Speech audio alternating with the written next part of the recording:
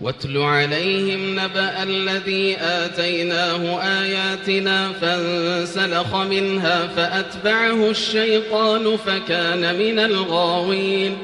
ولو شئنا لرفعناه بها ولكنه أخلد إلى الأرض واتبع هواه فمثله كمثل الكلب إن تحمل عليه يلهث أو تتركه يلهث ذلك مثل القوم الذين كذبوا بآياتنا فاقصص القصص لعلهم يتفكرون ساء مثلا القوم الذين كذبوا بآياتنا وأنفسهم كانوا يظلمون من يهد الله فهو المهتدي ومن يضلل فأولئك هم الخاسرون ولقد ذرأنا لجهنم كثيرا من الجن والإنس لهم قلوب لا يفقهون بها ولهم أعين لا يبصرون بها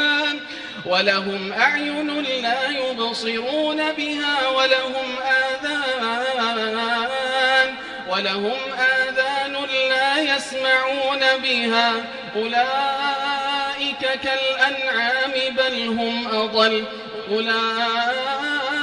هم الغافلون ولله الأسماء الحسنى فادعوه بها وذروا الذين يلحدون في أسمائه سيجزون ما كانوا يعملون وممن خلقنا أمة يهدون بالحق وبه يعدلون والذين كذبوا بآياتنا سنستدرجهم من حيث لا يعلمون وأملي لهم إن كيدي متين أولم يتفكروا ما بصاحبهم من جنة إن هو إلا نذير مبين أولم ينظروا في ملكوت السماوات والأرض وما خلق الله من شيء وأن عسى أن يكون قد اقترب أجلهم فبأي حديث بعده يؤمنون من يضلل الله فلا هادي له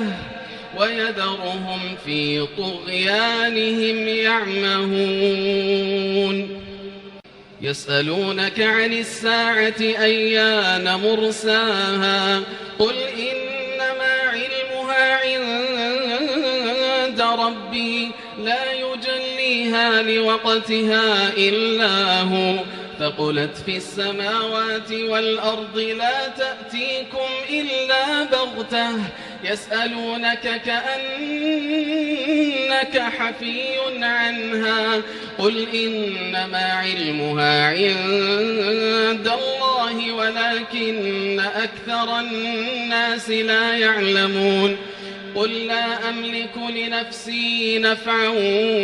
ولا ضرا إلا ما شاء الله ولو كنت أعلم الغيب لاستكثرت من الخير وما مسني السوء